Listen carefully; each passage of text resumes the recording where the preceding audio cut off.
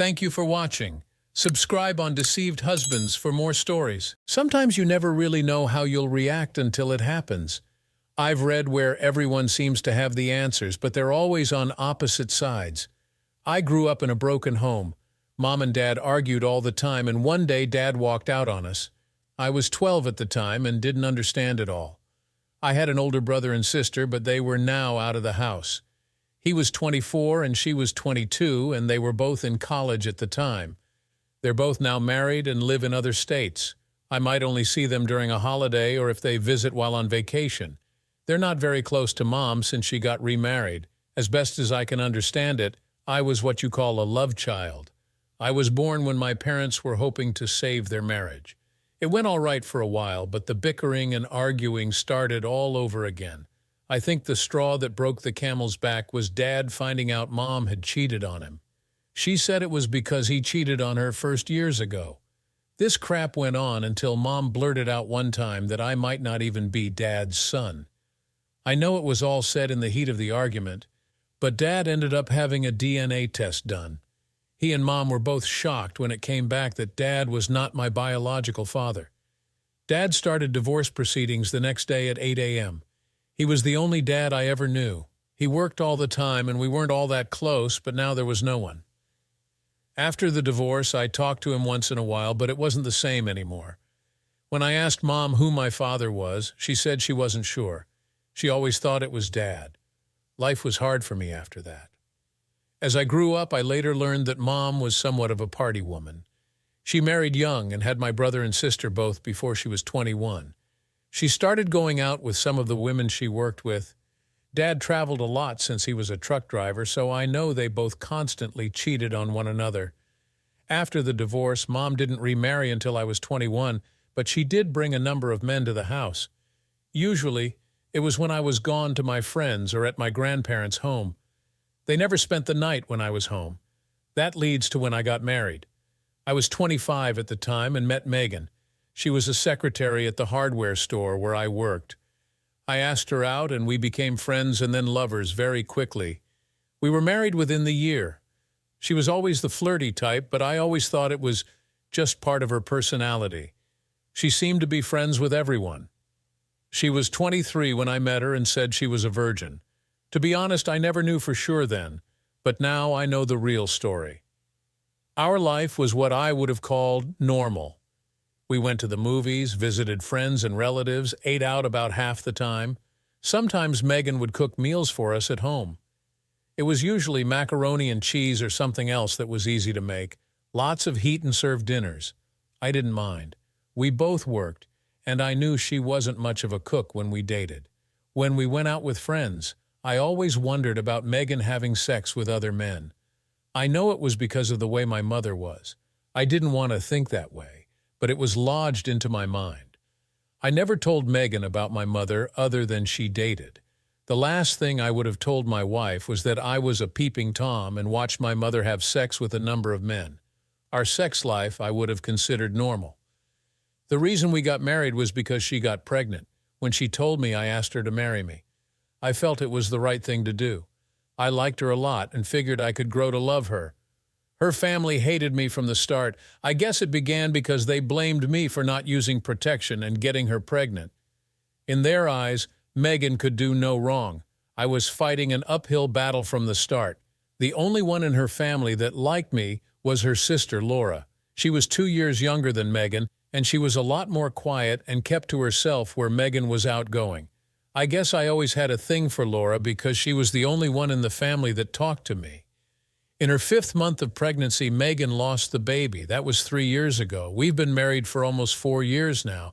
I've asked her if she has ever been with another man, and she always tells me she hasn't. During our lovemaking, I've asked her if she ever thought about it, and she told me she doesn't need another man. I was more than enough for her.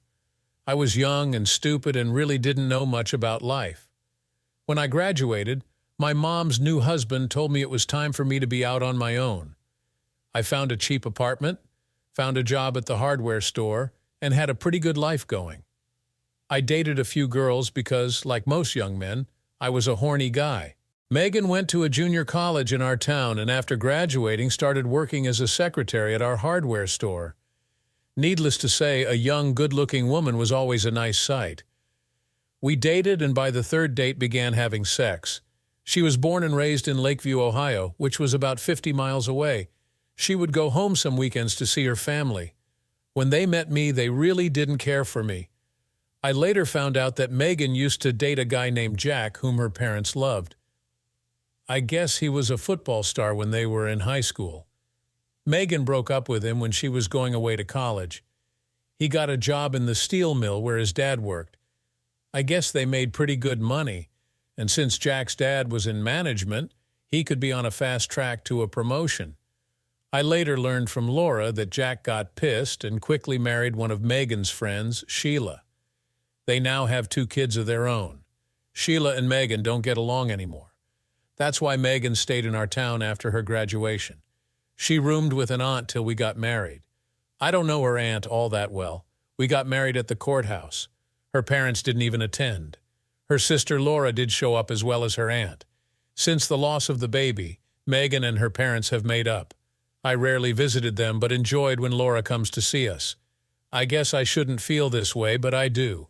Megan had made a lot of friends in our town. Some are people we work with and others are our neighbors.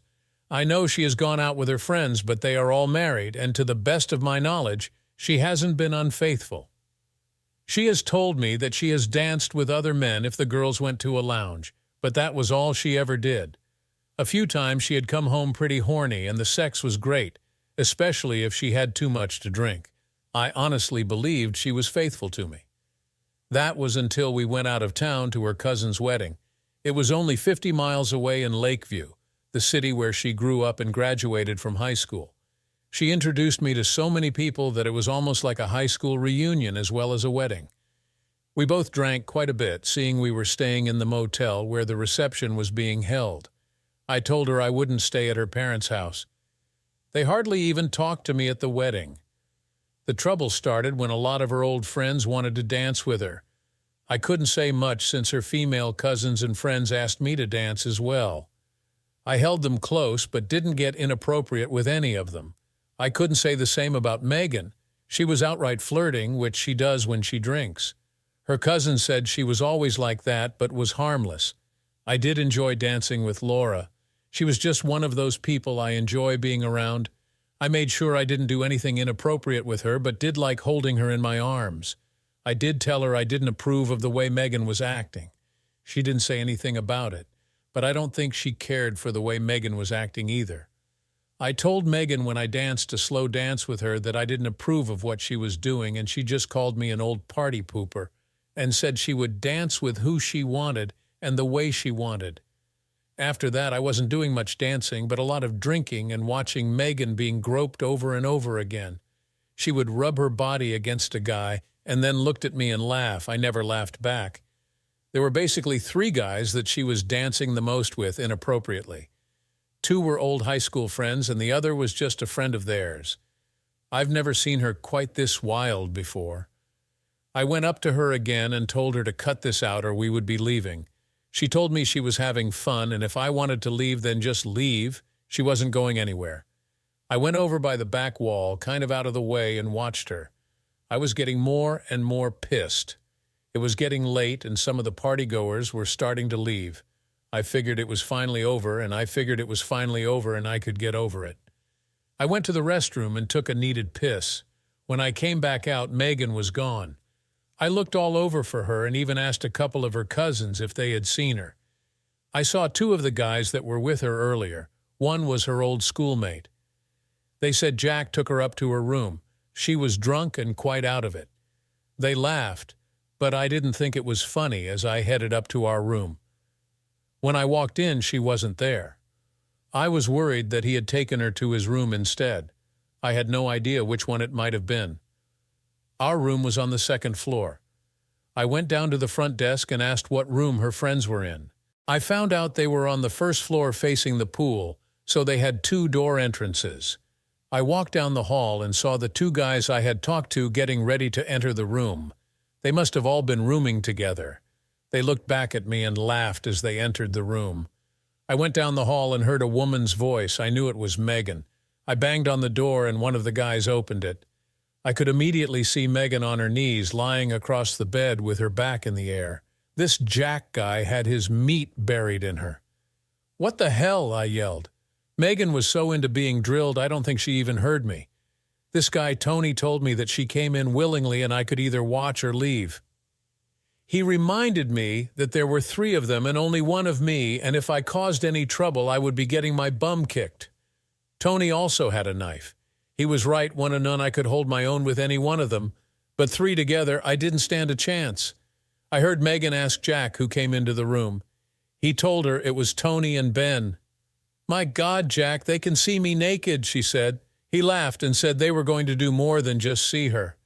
"Ben has wanted you for years, and I told him and Tony that they could have a go at you. After all, you've been rubbing your body and teasing them all night."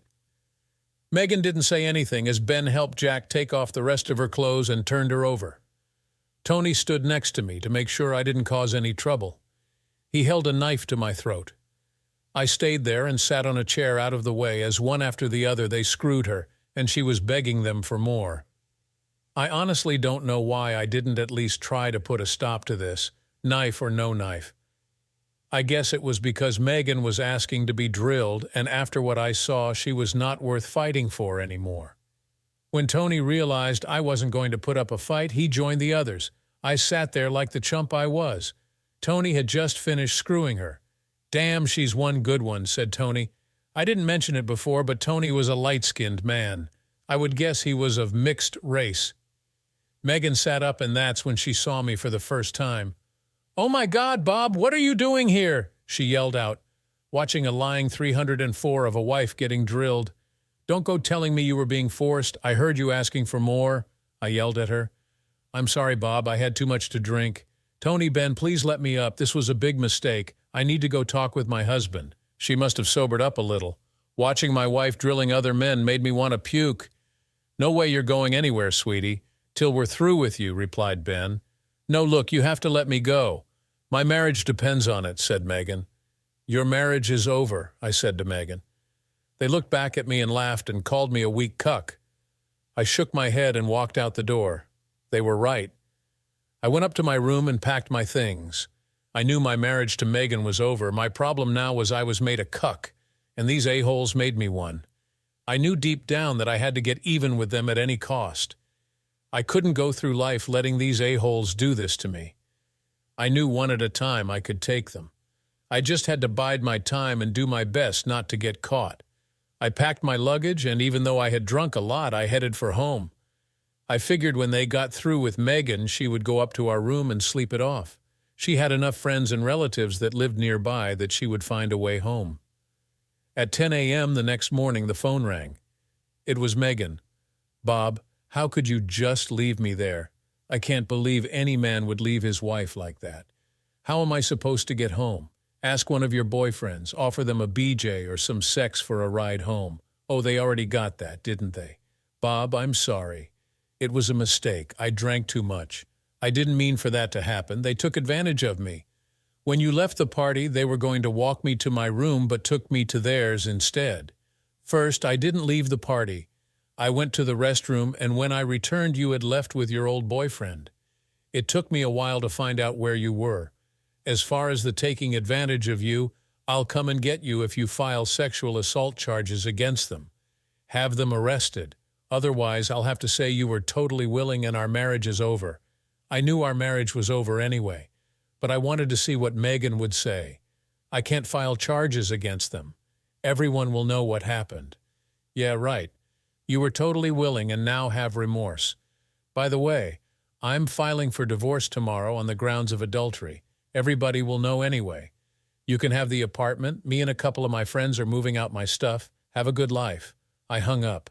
She did get home that evening. Her sister Laura drove her home. I got a storage locker for most of my stuff and got a room that rents by the week. I didn't need much. I went into the hardware store on Monday and quit my job. Megan didn't show up for work that day. I'm not sure why, but it made it a lot easier for me. I told my boss I was moving out of state and gave him a local post office box number to send my final checks and my savings plan that I cashed in. I had my pickup truck that was paid for and went to the bank and took half of the money out of our savings account. I had our checkbook and paid off the balance of our credit card, at least the one that had my name on it. I was pretty much out of any debt that I helped incur. I left the checkbook at the bank and told them to give it to Megan when she came in. For the next few days, I tried to formulate some kind of plan. After receiving my money, I had $2,500 for my part of our savings and checking. I would be getting $18,000 in a week from my job savings and another $2,500 from my last paycheck and vacation pay. I did contact a lawyer and filed for a divorce. He told me I needed names and proof if I were going to use adultery for divorce. My other option was a dissolution, but I wanted everyone to know the witch that Megan was. The lawyer went ahead and sent Megan the papers. He mentioned to her that I didn't want to speak to her and if she had any questions to contact him. I did buy a cell phone and gave my mom the number as well as the lawyer.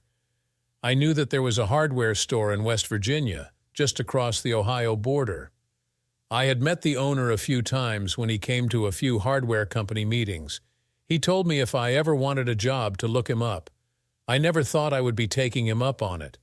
I had a meeting with him and said I needed a job and explained that I was getting a divorce and that my wife worked for my old company. He promised not to tell my ex-employer that I was working for him and I could start the following Monday. I found myself a trailer for sale pretty cheap. It was set up in a trailer park. I picked up my stuff out of storage and moved in. Luckily, it had a lot of furniture in it, so I didn't have to go buy a lot of things. I stopped by a diner outside of Lakeview and couldn't believe my waitress was Laura, my soon-to-be ex-sister-in-law. She looked mad when she saw me. "Why did you leave Megan?" "She said you were mad because she danced with her old boyfriends and left her at the wedding. Then, when she went to your room, you had left her stranded with no way to get home. I took her home the next morning and you had moved out. How could you do such a thing? I never thought you were like that. Most of what you said isn't true." I don't have time to explain the whole story. If you want to know the truth, give me a call and we can meet and I'll tell you the truth. Your sister is a lying, cheating 304. I know Laura was surprised when I called her sister a cheating 304. I never talked that way around Laura. I gave her my phone number and asked one favor of her, and that was to not give that phone number to Megan. For some reason, I felt I could trust Laura. I ate breakfast and headed over to my new job. The only people that knew where I was working were Laura and my lawyer. It was funny that I was only 20 miles from Megan's hometown of Lakeview. I was surprised that I did get a call from Laura the following day. She worked mornings at the diner and went to college in the afternoon. She was taking courses in nursing and was just about finished. She had about 6 months to go. She agreed to meet me for dinner at a restaurant in West Virginia after she got out of classes. She told me she wanted the truth and didn't feel she was getting it from Megan. Needless to say, Megan had everyone else convinced it was my jealousy that broke up our marriage. My job at the hardware store was hard work, but kept me physically fit. I got all the exercise I needed. Some days I went out and had a few beers with some of my fellow workers. I would usually get something to eat and then to bed to get some rest. I kept in touch with my lawyer, and he told me he needed the names and addresses of the men who had sex with Megan. All I knew were their first names Ben, Tony, and Jack. I hoped that Laura might help me out. When we met for dinner, she wasn't in the best mood. She heard from Megan that I was trying to divorce her on the grounds of adultery, and Megan said they were unfounded. We ordered dinner, and I told Laura that I would be totally honest with her. I had no reason to lie. As we were eating, I told her about the way that Megan acted at the wedding. She did say she thought that Megan was overdoing the flirting, and Megan admitted to it. Then I told her the rest of the story. I mentioned that I went to the restroom, and when I came out, Megan was gone, and so was her friend Jack. I let her know that I talked to Tony and Ben, and they said that Jack took Megan up to our room. But when I got there, she wasn't there. I went into detail about finding her in Jack's room with his friends, how she was having sex with them, and didn't even know I was there. How could you just sit there and watch them having sex with Megan? I can't believe you just sat there and did nothing. I guess I just froze when I first saw her. Then she was begging them to continue. Tony had a knife, and he did tell me it was 3 against 1. I would have probably fought them anyway if Megan was being assaulted. But the sex with these 3 a-holes was consensual. When Megan turned around and saw me, she asked them to stop. She told me she made a mistake. I called her a 304 wife and that I would be getting a divorce. I went back to our room, got my things, and went home. I was gone when you dropped her off at home the next day. I swear to God it's the absolute truth. I would never lie to you. I care for you too much. I even mentioned to Megan that if she filed assault charges against them, I would come pick her up at the motel. She told me she couldn't do that. Laura stared at me for what seemed like the longest time. I believed that she could see the truth in my eyes. That's when I asked her for a favor. Laura, I need the last names and addresses of Jack, Tony, and Ben. Would you be able to get them for me? She looked at me and then away for a few seconds. What do you want with them? She asked. I need them in my divorce statement. I'm getting the divorce on grounds of adultery. My lawyer told me that I need that information. Can you get it for me? Do you know what you're asking? Megan is my sister, and you want me to betray her and side with you. No, that's not true. All I'm asking for is the full names and addresses of the men who had sex with my wife. You can't betray her if she didn't do anything wrong, can you? I know you well enough that you know I'm telling the truth, Laura. I can still find out the information if you don't want to help me. It would just be faster since I know you already know their names. I guess more than anything, I want us to stay friends. Okay, I'll get you what you want. I have to tell you that I don't know if I totally believe you. Stop in Thursday. That's when I work again, and I'll have it for you. Thursday before work, I stopped in the restaurant and asked to be seated in Laura's section. I thought I saw her smile when she looked my way. When she came to my table, she slipped me a folded piece of paper and I put it in my pocket. I thanked her and ordered breakfast.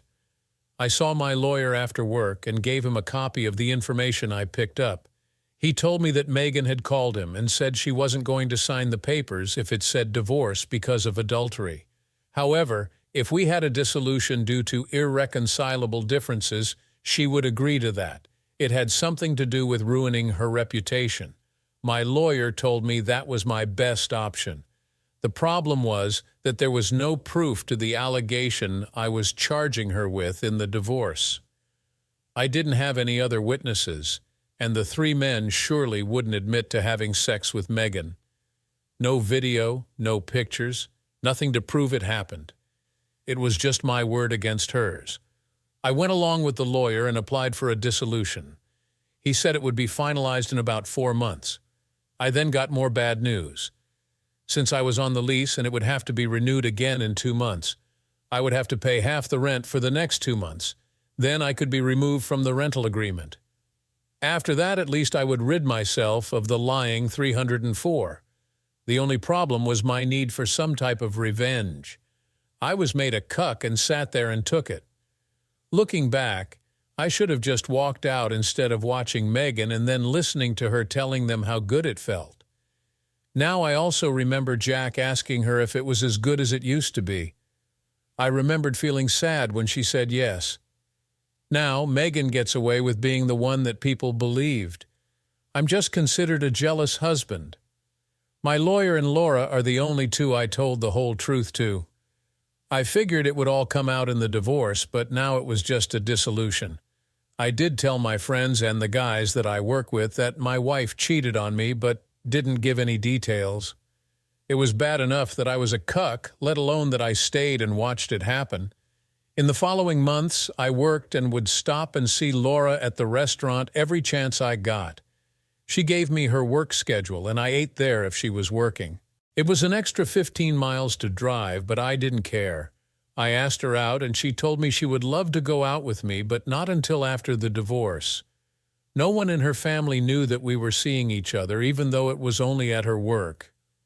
One day she looked sad when I came in. When I asked her what was wrong, she told me that Megan was dating Jack again.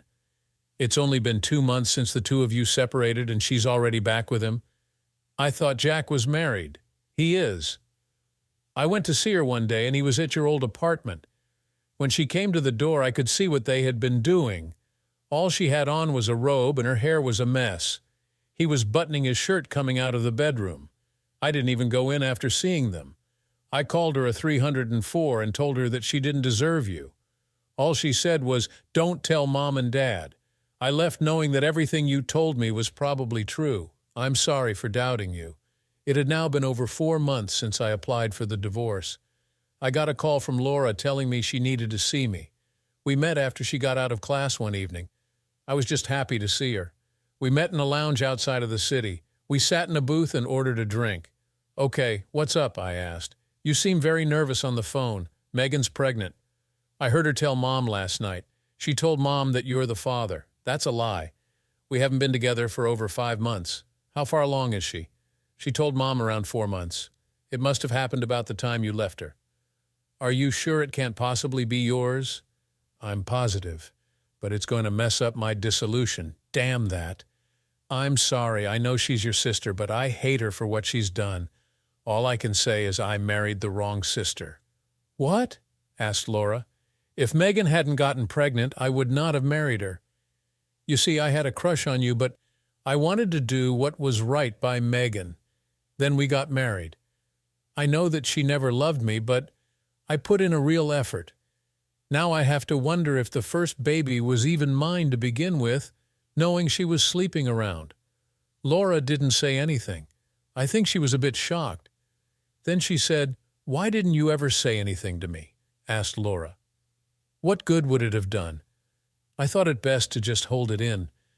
Besides, I didn't know how you felt and nothing would have changed, but everything would have been very uncomfortable for both of us. I wanted to make my marriage work, but I guess your sister had other ideas. I'm sorry, I really am. I liked you too and thought of how lucky Megan was. Bob, I have to leave now. Please don't let anyone know I told you about Megan. I just thought you should know. I'm sure she'll bring it up in a couple of weeks at your dissolution hearing. I can't see you before that except if you come into the restaurant." She got up to leave and gave me a hug. I saw tears in her eyes. She gave me a piece of paper which was her work schedule for the next month. Maybe she wanted to see me after all. I knew it must be hard on her knowing how Megan was lying to her parents, or that she hadn't told anyone that she and I had been in communication. I did stop by for breakfast whenever I knew she was there. We only had a few minutes to talk, but it was always nice seeing her. I did get a call from my lawyer about our appearance in court. He mentioned that my wife said she was pregnant and was asking for support. She was at the closing of the dissolution with her attorney. I told them we had agreed to our settlement and it was already done. I wasn't paying anything more.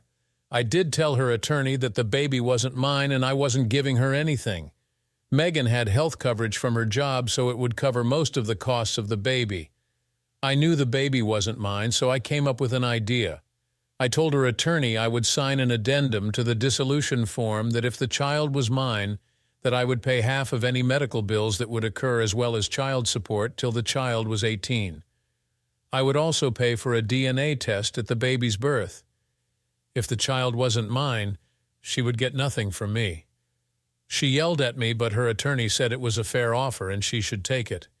We signed the addendum and my marriage was over. After signing the final papers, I looked over at Megan with disdain and said, "By the way, I know you're still sleeping with your old boyfriend Jack. You might want to tell him he's going to be a daddy." She looked at me with one of those, "How do you know that?" looks. I just walked out a free man. But in my gut, I knew that really wasn't much revenge. I still needed real revenge. Now it was time to make a few plans. I often thought that maybe I should just let it all go and go on with my life, but my inner feeling wouldn't let that happen. It constantly nudged at my insides. The next time I saw Laura, I mentioned that I told Megan that I knew she was sleeping with Jack and she might want to tell him he's going to be a father. God, Bob, you didn't tell her I told you, did you? No, I just blurted it out. No one except the guys at work knows I even come here to see you. I am divorced now, so can we get together? Bob, this is a very busy time for me. I'm working, plus I have my school and finals coming up. I'm graduating with a nursing degree in a few months. Then there is the big problem of dealing with my family. They still blame you for the divorce and getting Megan pregnant again. Maybe if I talked with them, they might understand differently someday, but this isn't the best time. I'm not avoiding you. In fact, I want to be with you, but the time has to be right. Please try and understand. Due to her work schedule and schooling, I could only see her twice a week for breakfast. I told her I could wait as long as she needed me to. I was able to get a little information on the scumbags that had sex with Megan. I decided to start getting even. I knew that the three a-holes didn't always hang out together. Once in a while, they went to a bar across from the steel mill after work. I had their home addresses thanks to Laura. She had no idea I was going to use it for revenge. I started my revenge with Tony, the guy that had sex with Megan and held a knife on me while I sat there and took it, watching my wife have sex and him laughing at me. I followed him a couple of times to a bar near where he lived. I always kept my distance and never went in. It was pretty much a mixed bar, but predominantly Hispanic. Tony would often go there on Saturday nights and once in a while during the week and stay for an hour or so. He would ride his motorcycle and park it in the back so no one would mess with it. It was late on a Wednesday night that I followed him to the bar. It was a pretty light night for bars since it was a weeknight. It was a dreary, dark night and not much was happening. I waited an hour and was parked in a lot next to the bar. It was near midnight when he came out. I looked all around and didn't see anyone. I put a mask over my face, kind of like a cold weather mask. I took my ball bat and went up behind him. He didn't hear me due to starting his cycle. I swung the bat and caught him across the small of the back. I swung 2 more times, hitting his arms, which he raised to protect his head. He did have his helmet on, but still got his bell rung. I swung 1 last time and caught him in the ribs. He never had a chance to retaliate or see who I was. He fell off his bike, which stopped running as he fell to the pavement in utter pain. He seemed to be conscious, but barely. I headed back to my truck and went home. I guess I was lucky that no one had seen me. It was a stupid thing to do, but sometimes we all do things we shouldn't. It was in the papers the next day that a man was beaten behind the bar. They had no witnesses and no suspects. There was no one that would think I was involved. Seeing it was nearly 6 months ago that he drilled my ex-wife and it was never mentioned in court. Maybe this dissolution turned out better for me. I would have liked for Tony to have known it was me, but that would have caused a whole new set of problems up the road. The next time I had stopped in for breakfast, Laura asked me if I read about Tony getting beat up. I told her I had, but I didn't know much about the area. I'm happy he got his payback. Probably was some other husband getting even with him, I said. Laura stared at me but never asked me if I was involved. The problem would have been that I wouldn't have wanted to lie to her. I did get some satisfaction from beating him. Too bad he didn't know it was me, but again that could present some long-term problems. He was in the hospital for a week with multiple bruises and fractures. He would be out of work for a month, according to the reports. He had no idea who it was because the person was wearing a mask. He didn't even know his attacker. Good thing I wore gloves. It was now time to go after Jack. He was married, so I figured the revenge might be a little easier to attain.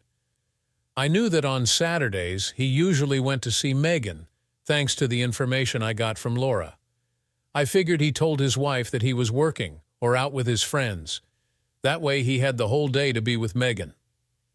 Around noon on Saturday, I went to his house. I knew his wife was named Sheila and was in the same graduating class as Jack and Megan. I knocked on the door and a nice-looking lady answered. I could see 2 small children yelling and playing in the living room. "Can I help you?" asked Sheila. "My name is Bob Harris. I'm not quite sure how to say this to you. Your husband is having sex with my ex-wife." "What? Who are you again? Who's your wife? Why are you telling me this? I'm Bob Harris. My wife is Megan Harris. She was in your high school. I know who the hell she is, the witch. How do you know Jack is screwing her? She came out on the porch and closed the door so her kids couldn't hear. We were at a wedding a few months ago and I caught them having sex.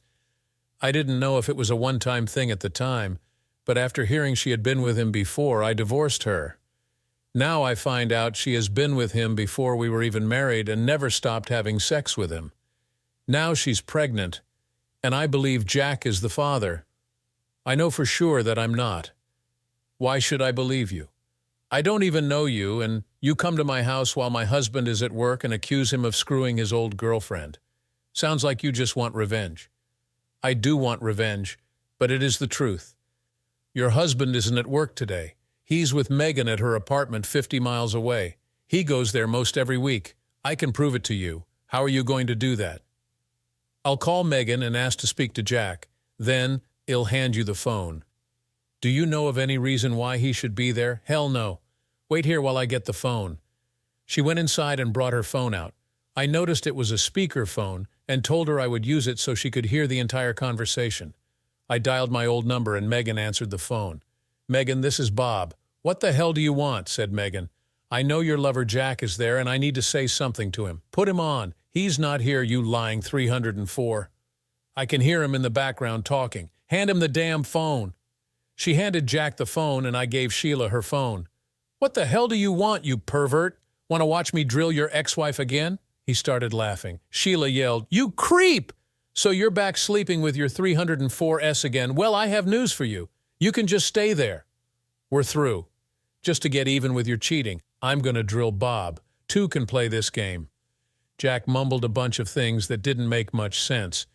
He was trying to make excuses, but Sheila told him to go to hell, that he was a lying, cheating creep and she was getting a divorce. After she hung up, she told me she had no intention of having sex with me. She just said it to get even with Jack. She was a mother and had 2 children to raise. Between her job and the alimony she would get from Jack, she would do quite well. She actually thanked me for telling her the truth.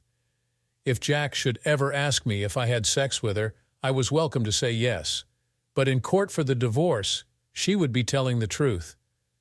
I did tell her if she needed me as a witness in her divorce case that I would be willing to testify. I left feeling both good and bad. I got revenge on Jack, but I hurt Sheila and broke up her marriage. She did tell me she thought he had been cheating on her, but never had the evidence on who it might be with. I had to wonder why Jack would have a fling with Megan with a nice-looking woman like Sheila and 2 kids at home that cared for him. Some guys are just born a-holes, and because some were school athletes, they still think they're studs. Guys like Jack needed to grow up. Sheila did kick his bum out. He couldn't stay with Megan because it was too far away from his work. When Laura found out about it, she wasn't mad at me. If anything, she said her sister deserved it. Her parents were surprised that Jack had cheated on his wife with Megan. Jack moved in temporarily with Ben and his mother. Ben was divorced a couple of years back. His wife left him for another man. He moved back in with his mother. I did find out that his mom was divorced when Ben was a teenager. She pretty much raised him alone. I guess a lot of us were raised by a single parent. She was a bartender at a neighborhood bar. She had asked Ben not to be a customer there because it made her feel uncomfortable watching him drink the way his father did. She didn't have a problem with Jack moving in temporarily till he could find a place. In case you're wondering, I got most of my information with small talks with Laura when I stopped in for breakfast. Megan was getting bigger and would be having her baby in another month or so. According to Laura, Jack wasn't the kind of guy that could take care of himself. He needed a woman to take care of him. Laura said that Megan came to visit her parents one weekend and brought Jack along. According to Laura, Jack used his razzle-dazzle to explain that he and Sheila had been on the outs for quite some time. When he saw Megan at the wedding, he remembered how much he cared for her. He began seeing her after I filed for divorce. Damn, he could lie. They became close friends again, and now he asked her to marry him. He knew she was going through a lot, and they would wait till after the baby was born and his divorce was final. They figured they would find a place near Lakeview to live, so Megan and the baby would be near her parents. He got a promotion at the mill so Megan wouldn't have to work if she didn't want to.